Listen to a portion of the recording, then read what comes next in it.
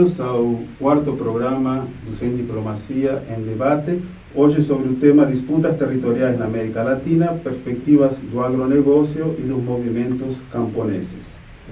No dia 10 e 14 de fevereiro, em Brasília, tivemos o 6º Congresso do Movimento dos Trabalhadores Rurais Sem Terra, comemorando 30 anos de existência, e nesse congresso vale a pena resgatar dois aspectos importantes que se colocaram. O mais conjuntural, que é o tema do pouco avanço da reforma agrária no período da presidente Dilma Rousseff, onde houve menos assentamentos do que nos governos anteriores, paralelamente a um avanço, uma ofensiva do agronegócio como forma principal de apropriação do espaço territorial no campo.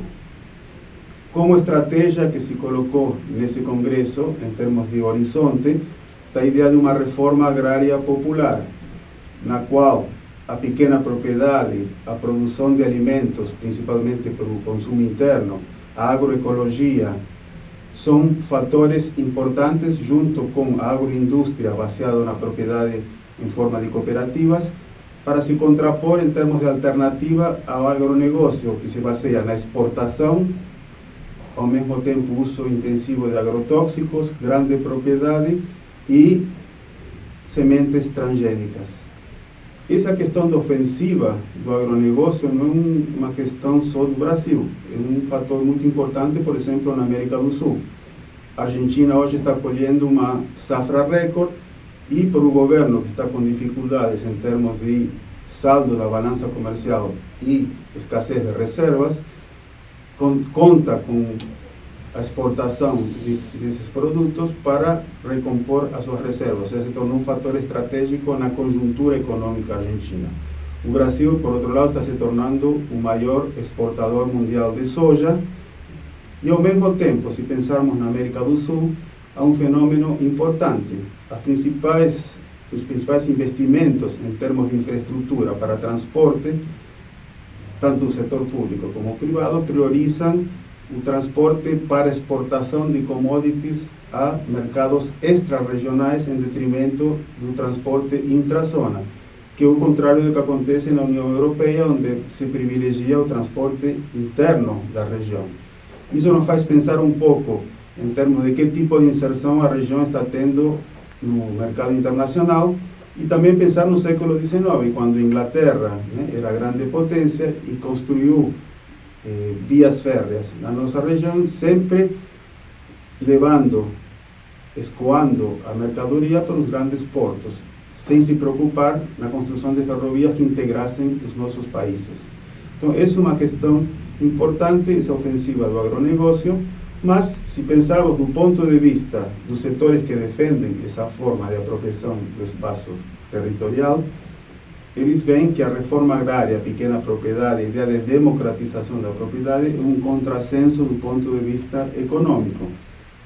Consideram que o êxito da reforma agrária como política pública é praticamente o resultado da capacidade de setores de esquerda em introjetar essa agenda, que valoriza a ideia de que uma política pública pode gerar distribuição de terras, a partir de pressões dos movimentos e desapropriações. Do ponto de vista dos setores do agronegócio, isso seria, do ponto de vista econômico, um contrassenso, já que o desenvolvimento está associado à grande propriedade, à exportação e essa inserção privilegiada que deve ter o nosso país e a América Latina em geral dentro do mercado internacional. Também se coloca, do ponto de vista do agronegócio, que distribuir terra a partir de desapropriações incentivadas e apoiadas pelo Estado vai em contra da ideia liberal de uma economia de livre mercado, que posso sintetizar numa frase que ouvi uma vez de um deputado da UDR, União Democrática Ruralista, que disse o seguinte: tudo bem, tem terra disponível, quem quiser terra que compre. Ou seja, essa que é a lógica. Adquirir terra é uma questão de mercado, não é uma questão de política pública.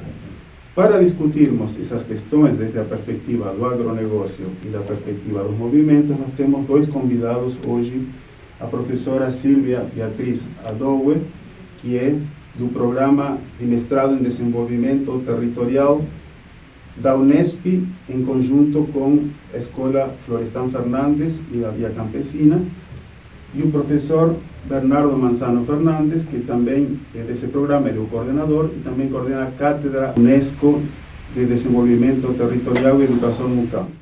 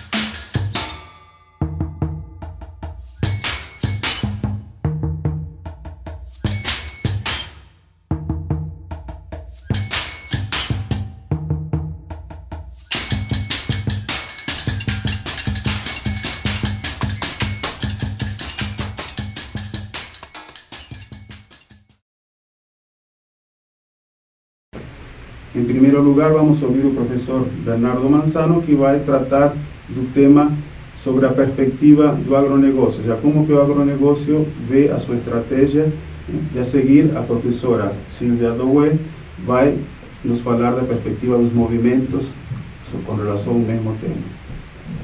Bem-vindo e agradeço a participação no programa. Professora Herbe, eu agradeço a oportunidade de estar aqui no programa, trabalhando com um tema que eu venho estudando já há algumas décadas. Eu vou começar tentando explicar o que é o agronegócio, porque o agronegócio é um termo novo que surgiu há algumas décadas, e no Brasil ele surgiu há uma década e meia aproximadamente. O conceito de agronegócio ele foi construído exatamente com a construção de um conjunto de sistemas que a partir da Segunda Guerra Mundial esses sistemas começaram a se unir, que é o sistema agrícola, o sistema pecuário, o sistema industrial, o sistema mercantil, o sistema financeiro e o sistema tecnológico. Eu agregaria aqui o sistema ideológico. Por quê? Porque quando esse conjunto de sistemas dentro da agricultura capitalista se organiza e forma o que foi denominado nos Estados Unidos, onde nasce o conceito de agribusiness, esse conjunto de sistemas se apresenta, então, como uma totalidade, ou seja, não há nada fora deles. Ou seja, qualquer tipo de modo de produção, qualquer experiência vai ser considerada dentro do agronegócio. E essa ideologia da visão de totalidade do agronegócio, ela acabou convencendo os governos e convencendo também os movimentos camponeses. Evidentemente que não na sua totalidade, nem todo mundo está convencido totalmente de que o agronegócio é uma totalidade, mas ele se apresenta como uma totalidade. Nesse sentido, nós não poderíamos pensar nenhuma experiência de produção agrícola, produção de alimentos, de industrialização, que não estivesse dentro desse contexto do agronegócio.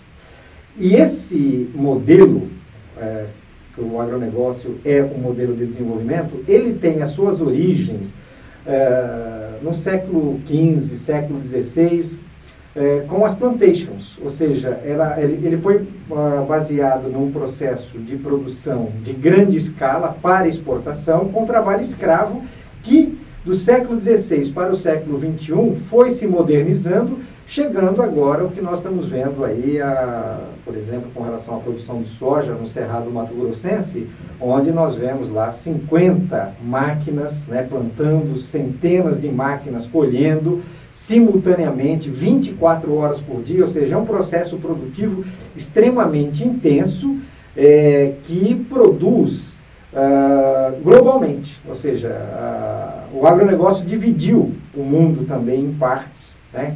Regionalizou o mundo por commodities. Então você tem regiões do mundo que produzem soja, regiões do mundo que produzem arroz, regiões do mundo que produzem cana-de-açúcar, regiões do mundo que produzem laranja, regiões do mundo que produzem maçã. Ou seja, eles dividiram o mundo em regiões produtivas de maneira que eles procuram controlar todo mundo. Ou seja, não há nada fora do agronegócio. E o agronegócio, sendo esse conjunto de sistemas que eu expliquei no início, ele também acabou se transformando num conjunto de empresas, ou ele funciona como um conjunto de empresas que trabalham articuladamente, ou ele é uma única empresa com conjunto de companhias que vão trabalhar desde a produção da semente, né, a produção da semente, a produção agrícola, a industrialização, e chegar até uma rede de supermercado e desenvolver toda a tecnologia necessária para que esse processo todo ocorra. Então, o agronegócio é um modelo de desenvolvimento dentro da lógica do sistema capitalista completo, e ele está presente hoje nos Estados Unidos, no Canadá, na América Latina, na África, na Europa, na Ásia, ou seja, ele é um modelo predominante. Está entrando agora em Cuba, já entrou na Rússia, a China, que tem uma agricultura camponesa dentro do seu país, pratica o modelo do agronegócio fora do seu país. Ou seja, a China, que investe no desenvolvimento da agricultura camponesa no mercado interno, reproduz o agronegócio no mercado externo. E esse embate entre o agronegócio e a agricultura camponesa está acontecendo em todos os países do mundo. Agora, para o agronegócio, a agricultura camponesa teve seu tempo e passou. Ela não necessita existir mais. Ela não é competitiva, ela produz somente em pequena escala. Talvez a agricultura camponesa poderia aí assumir um papel para o desenvolvimento local, produzindo mercadorias ou produtos que o agronegócio não produz, ou que ele tem dificuldade de produzir, como, por exemplo, o fumo. A produção do fumo, ela exige um trabalho contínuo de 24 horas, traz muitos problemas para a saúde, de maneira que o agronegócio prefere passar esse trabalho para as famílias camponesas, para que elas cuidem desse processo produtivo, porque sempre sai mais barato do que pagar assalariados para fazer esse trabalho. Agora, na parte, por exemplo, de criação de animais, suínos ou frangos, nós já estamos tendo um processo de verticalização da produção, ou seja, cada vez mais a companhia está produzindo, a própria corporação está produzindo. De maneira que nós estamos vivendo hoje um momento decisivo no desenvolvimento da agricultura no mundo, que é a disputa desses dois modelos, ou seja, para o agronegócio só há um modelo, a agricultura familiar, como ele chama agricultura camponesa, é um modelo que é uma espécie de um apêndice, um anexo ao modelo do agronegócio, está subordinado a esse modelo, e ele vai cuidar de alguns setores da agricultura que o agronegócio não tem interesse em cuidar, em produzir. E é esse o processo produtivo, é esse o processo de desenvolvimento que o agronegócio compreende e que ele defende. E essa concepção domina hoje todos os governos do mundo. Agradeço a intervenção do professor Manzano, que colocou muito claramente qual é a estratégia do agronegócio como uma totalidade e não apenas na perspectiva do Brasil, sino internacional. Passamos a um intervalo para a segunda parte do programa, em que a professora Silvia Beatriz Adoé apresentará a perspectiva dos movimentos camponeses com relação à mesma temática.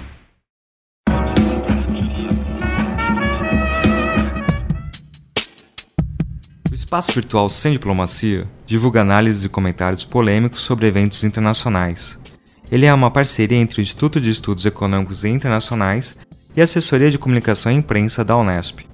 As fontes de referência são jornais, blogs, revistas, sites de think tanks, ONGs e demais meios em que o posicionamento dispensa o consenso na opinião pública. O objetivo é contribuir para a informação e o debate sobre a conjuntura internacional a partir de visões a mais dos grandes meios jornalísticos, justamente porque vão direto ao ponto, sem rodeios, sem diplomacia. Os artigos postados levam o mesmo título da fonte de origem, acompanhado de uma síntese explicativa sobre o seu conteúdo e o link para acesso à versão completa.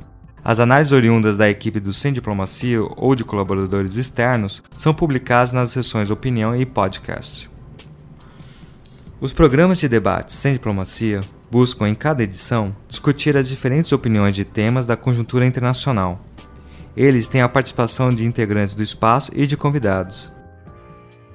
Já os videocasts trazem as análises da equipe sobre os fatos de relevância internacional. Acesse www.unesp.br/semdiplomacia.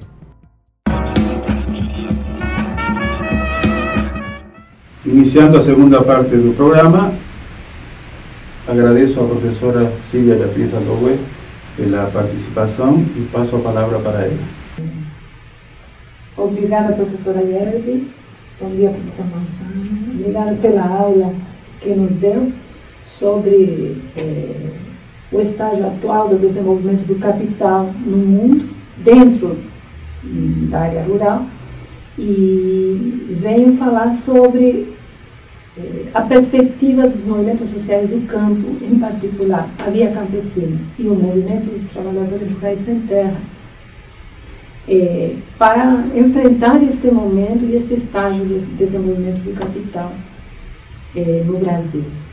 Em fevereiro, aconteceu o 6º Congresso do Movimento dos Trabalhadores Rurais sem Terra, depois de 30 anos da sua criação, com delegações que representavam 24 estados, 15 mil militantes se reuniram em Brasília e apresentaram um programa de reforma agrária popular.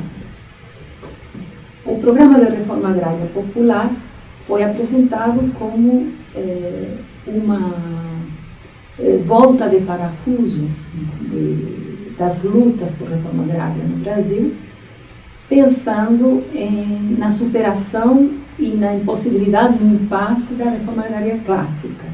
Isto é, se supõe que a burguesia tem interesse numa reforma agrária que permita produzir alimentos baratos para os trabalhadores, para a população da cidade e, portanto, esses trabalhadores da cidade poderiam receber salários mais baixos,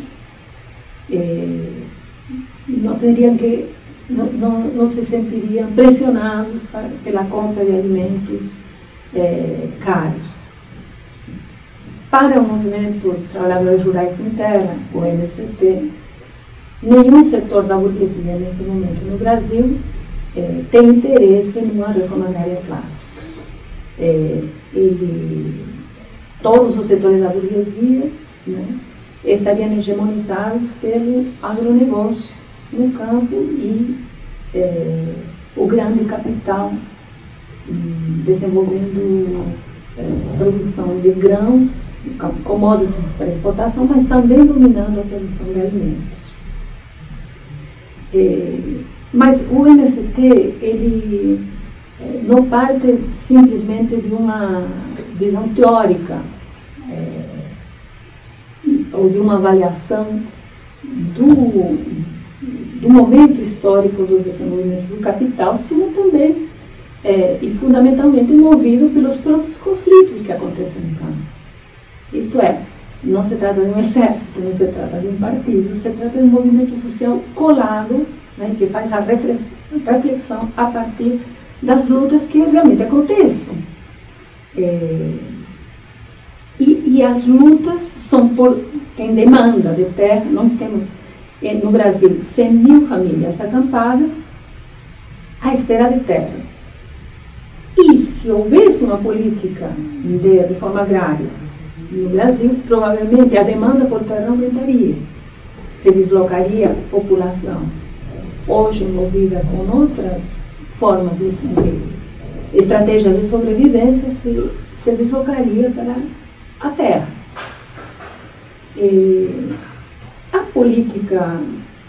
As políticas de Estado com relação à reforma agrária, no último período, inclusive durante os governos do PT, têm se orientado fundamentalmente para a reforma agrária ou a distribuição de terras e políticas dirigidas ao campo e à agricultura familiar, muito mais como políticas sociais do que políticas agrárias.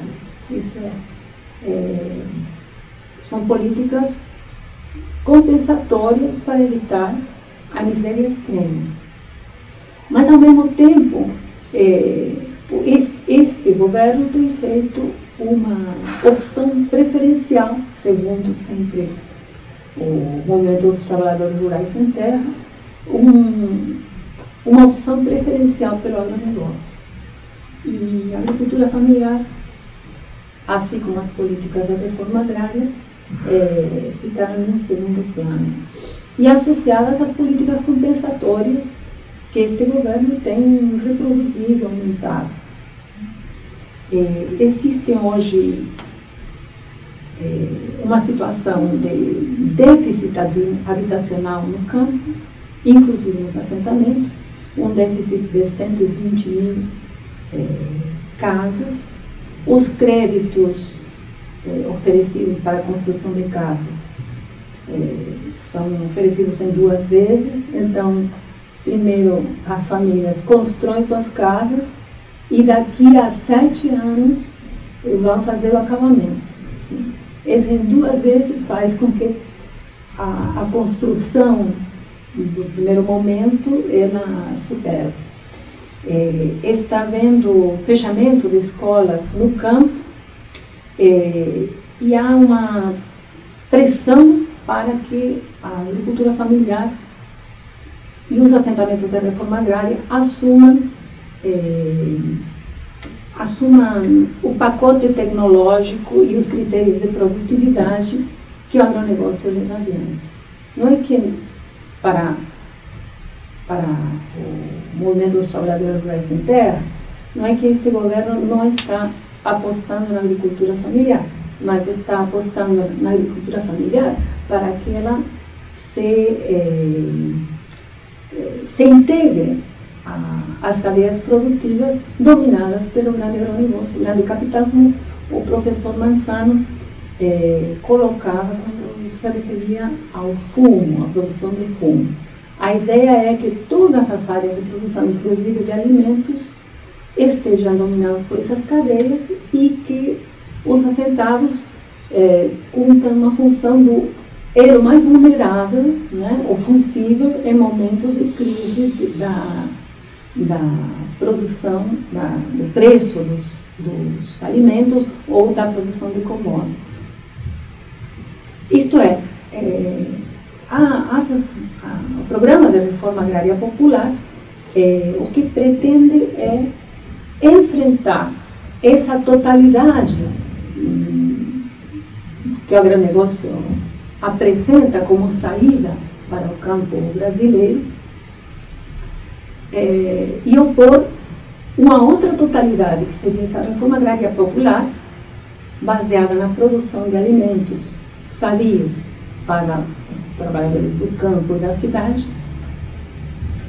sem agrotóxicos, assume uma defesa da agroecologia, contra os transgênicos e contra a utilização maciça de defensivos agrícolas, né? E propõe uma saída de desenvolvimento que aponte para o desenvolvimento interno, e não para o desenvolvimento do capital. O que tem acontecido é outra coisa.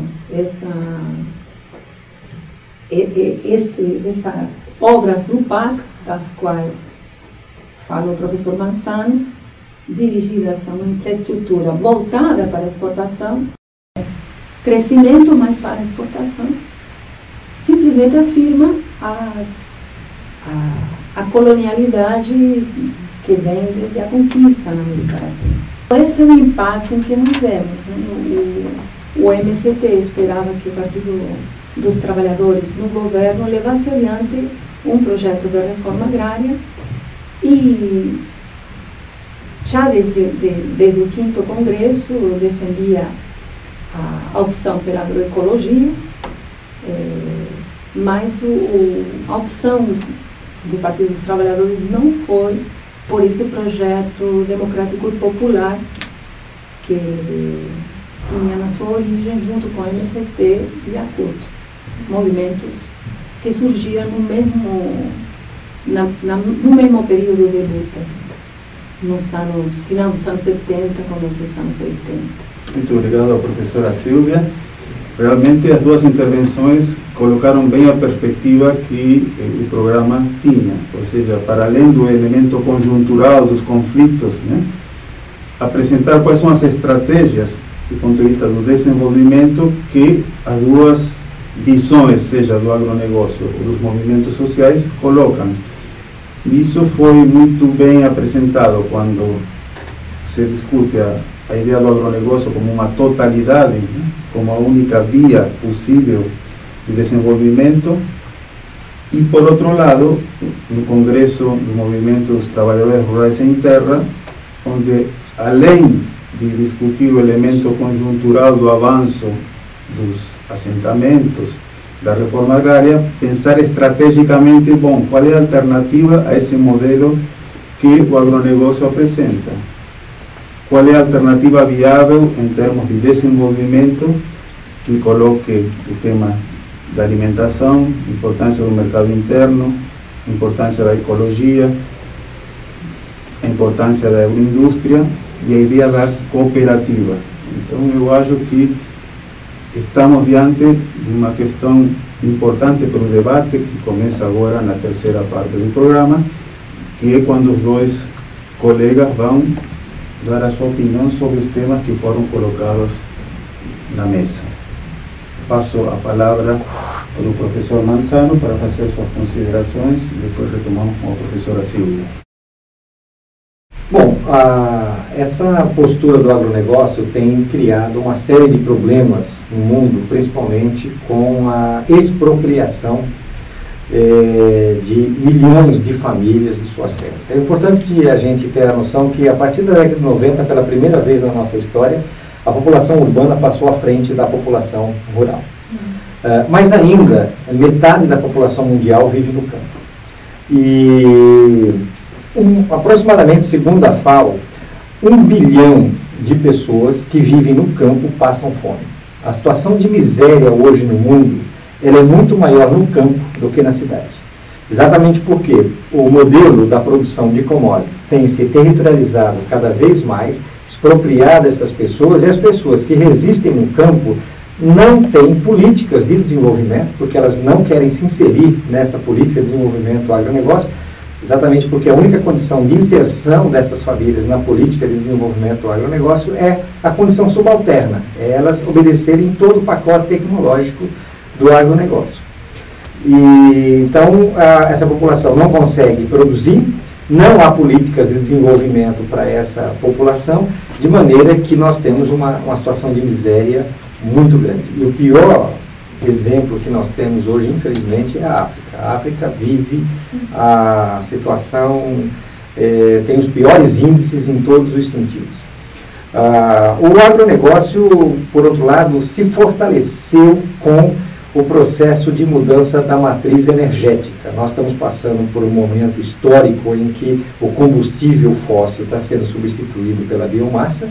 Então, a expansão da produção de etanol, a expansão da produção de biodiesel, utilizando várias culturas, palma africana e outras culturas, tem feito com que o campo, que até então era produtor de alimentos e fibras, agora passa a ser produtor de alimentos, fibras e energia. Isso vai mudar completamente o cenário agrícola do mundo, de maneira que nós estamos enfrentando a intensificação da miséria no campo, com o avanço da produção de agroenergia, principalmente através de um processo chamado land grabbing, ou estrangeirização da terra, que tem feito com que a China, a Europa, a América do Norte e países da Ásia, além da China, o Japão, tenham comprado terras, e o Oriente Médio, é bom lembrar que o Oriente Médio tem um papel muito importante, eles têm comprado terra em todo o mundo, e a partir de 2008 criou uma crise alimentar enorme no mundo. Então, hoje nós temos o problema da expansão da produção de commodities alimentares e energéticas, nós temos o problema da estrangeirização da terra, nós temos o problema do aumento da pobreza no campo e o aumento do uso de agrotóxicos, o aumento do transgênico. Isso coloca uma outra perspectiva, né? Ou seja, a população mundial, a sociedade, em algum momento vai ter que decidir que tipo de desenvolvimento ela vai querer. Se ela quer esse modelo que é hegemônico hoje, que se apresenta como totalidade e é hegemônico, ou, como disse a professora Silvia Doi, se ela vai querer comer comida saudável, se ela vai querer o desenvolvimento local, se ela vai querer a agroecologia. É isso que está colocado hoje para o mundo decidir o que rumo que nós vamos tomar. Muito obrigado, Bernardo. Agora a professora Silvia, fazer suas considerações. Sim, a perspectiva para o mundo é realmente catastrófica, né? Porque o avanço do capital sobre os territórios, até agora intocados, ou que estava nas mãos da agricultura camponesa, o que está produzindo é uma destruição do ambiente, né?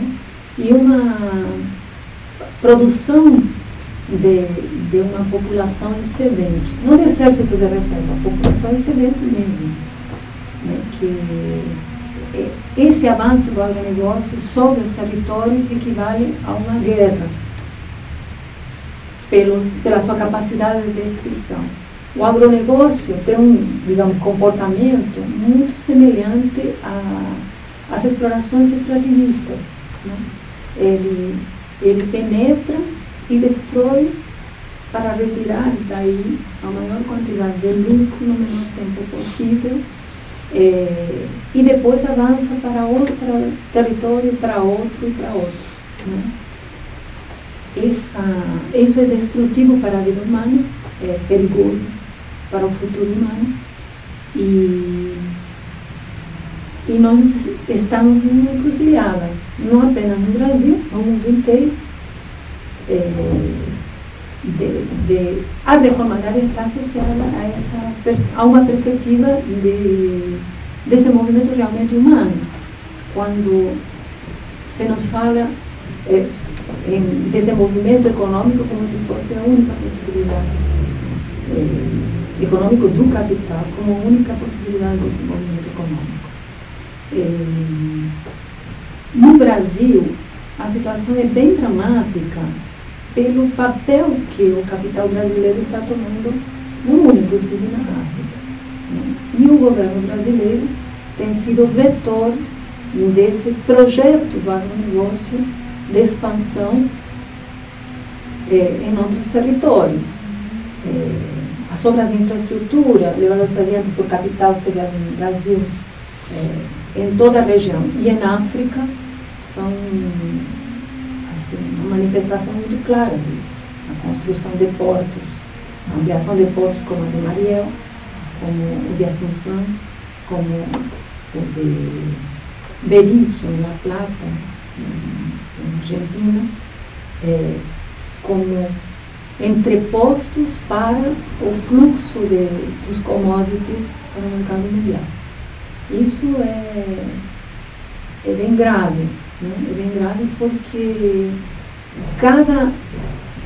cada território que se integra ao agronegócio é uma espécie de contra-reforma, de volta atrás em qualquer processo de desenvolvimento democrático. Aquilo que Florestan Fernandes chamava de revolução democrática.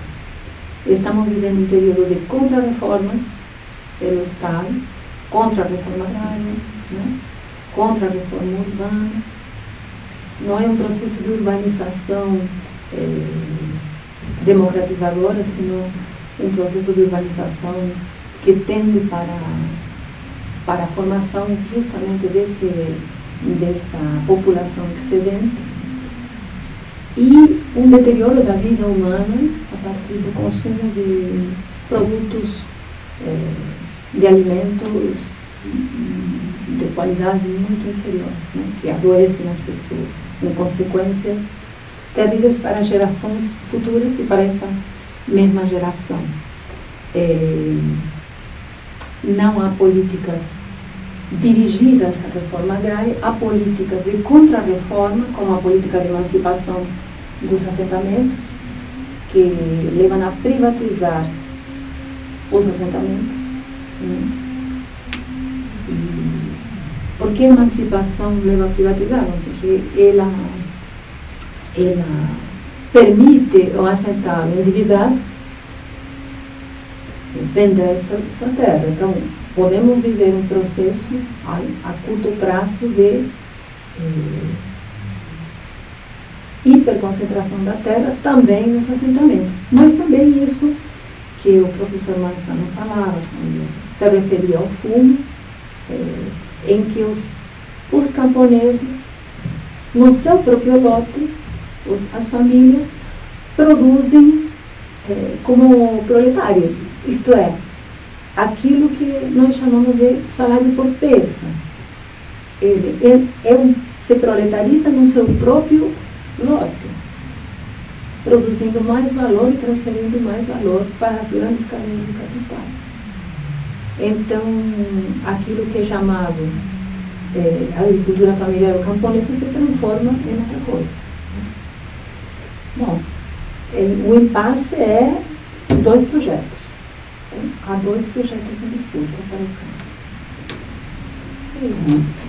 Agradeço muito os professores, o professor Silvia e o professor Bernardo. Apenas para fechar o programa, eu acho que, para além da discussão da perspectiva do agronegócio e dos movimentos camponeses, se apresentou uma visão muito mais ampla do que o desafio que traz para o desenvolvimento, não só do Brasil, do mundo, envolvendo questões ecológicas, questões associadas à fome.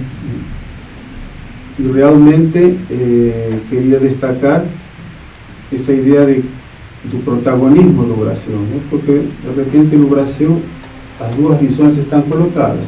Por um lado, a visão hegemônica, mas está sendo construída uma visão alternativa, que é aquilo que o Congresso do MST apresentou como reforma agrária popular, que não é apenas uma questão de disputa por terras, sino que é uma disputa de modelos de desenvolvimento.